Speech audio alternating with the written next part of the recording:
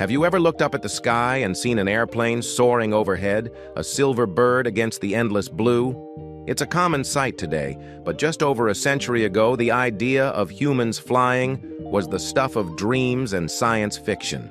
So, how did we go from being firmly planted on the ground to cruising at 30,000 feet? Today, we're taking a journey through time to uncover the incredible history of the airplane.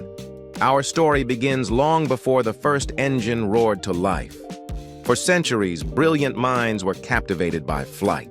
Think of Leonardo da Vinci in the 15th century, sketching his incredible ornithopters, machines designed to flap their wings like birds.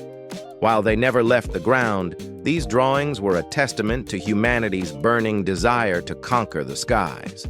Fast forward a few hundred years to the late 18th century. The Montgolfier brothers in France made a huge leap, not with airplanes, but with hot air balloons. For the first time, humans ascended into the atmosphere, proving that leaving the Earth was possible. This breakthrough inspired a new wave of innovators.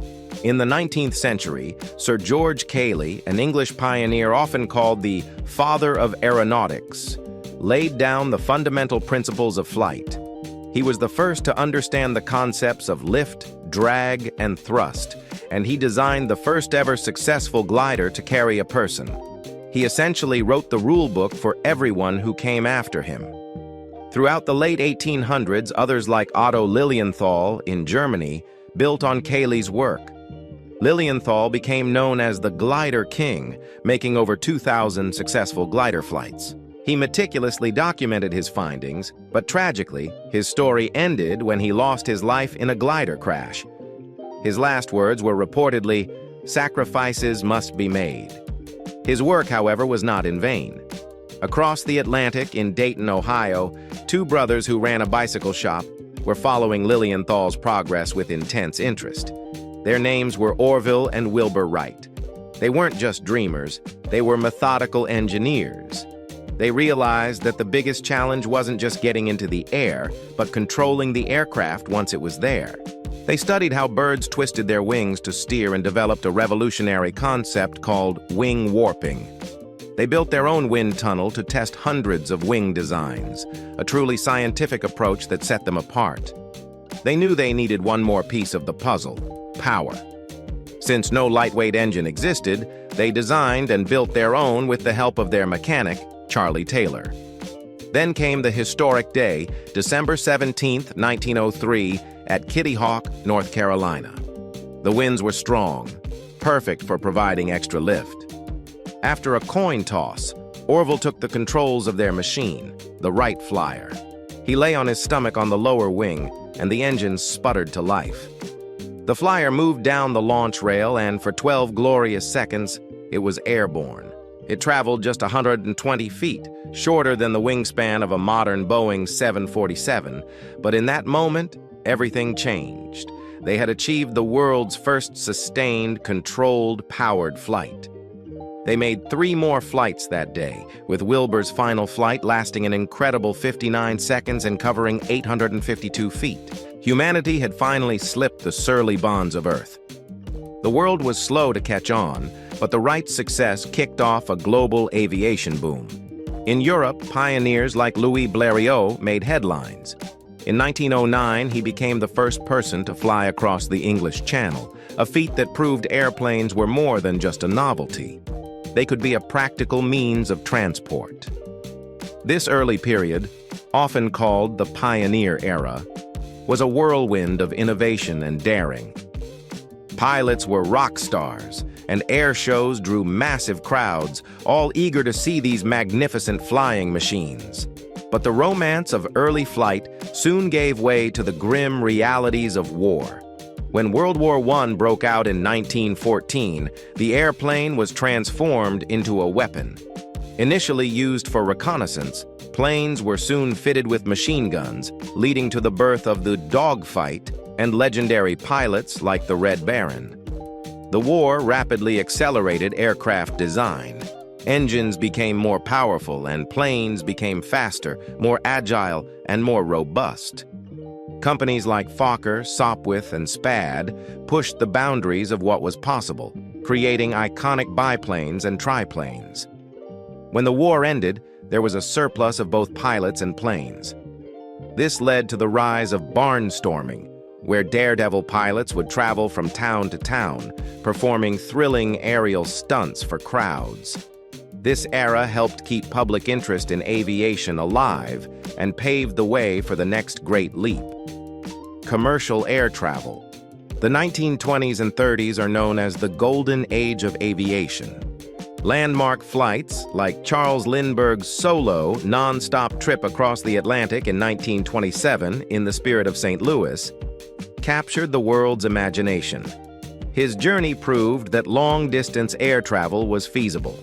Airlines began to form, flying mail and eventually passengers. Early airliners like the Ford Trimotor and the Douglas DC-3 revolutionized travel. The DC-3, introduced in 1936, was a game changer. It was reliable, comfortable, and profitable for airlines to operate. For the first time, flying became a realistic option for the general public, shrinking the world and connecting people in ways never before imagined. This era saw the introduction of enclosed cabins, flight attendants, and in-flight meals, primitive by today's standards, but luxurious at the time. Then, World War II brought about another technological explosion. The jet engine, which had been developed independently in Britain by Frank Whittle and in Germany by Hans von Ohain, came of age. The German Messerschmitt Me 262 became the world's first operational jet fighter, signaling the end of the propeller era for military combat. The war also saw the development of massive bombers like the B-29 Superfortress, which could fly higher and farther than any plane before it. Radar technology was perfected, and pressurized cabins became more common, allowing aircraft to fly above bad weather. After the war, this jet technology was adapted for civilian use. In 1949, the de Havilland Comet became the world's first commercial jetliner. It was sleek, fast, and flew twice as high and 150 miles per hour faster than its propeller-driven counterparts. Though the Comet suffered from early design flaws, it ushered in the jet age. Soon, Boeing entered the scene with the 707 and Douglas with the DC-8. These aircraft made international travel faster, safer, and more accessible than ever. The world felt smaller still. The 1960s pushed the boundaries even further with the race for supersonic travel. The Soviet Tupolev Tu-144 and the British-French Concorde were engineering marvels, capable of flying faster than the speed of sound. Cruising at Mach 2, the Concorde could fly from London to New York in under 3.5 hours. It was the peak of luxury air travel, a symbol of technological prowess, though ultimately it proved too expensive to operate commercially for the long term. At the other end of the spectrum, the 1970s saw the arrival of the Boeing 747, the original jumbo jet. Its massive size and efficiency dramatically lowered the cost of air travel, opening up flying to the masses like never before. The 747's iconic hump and sheer scale made it an instant legend and the backbone of international fleets for decades. The last few decades have focused on efficiency, safety, and materials. The introduction of fly-by-wire technology, advanced composite materials like carbon fiber in planes like the Boeing 787 Dreamliner and Airbus A350, and incredibly fuel-efficient engines have made modern air travel the safest and most economical mode of long-distance transport in history. From Leonardo's sketches to the Wright's 12-second flight, from the barnstormers to the jumbo jet, the history of the airplane is a story of human ingenuity, courage, and the relentless pursuit of a dream. Every time you board a plane, you are part of this incredible legacy. The sky is no longer the limit, it's a highway that connects us all.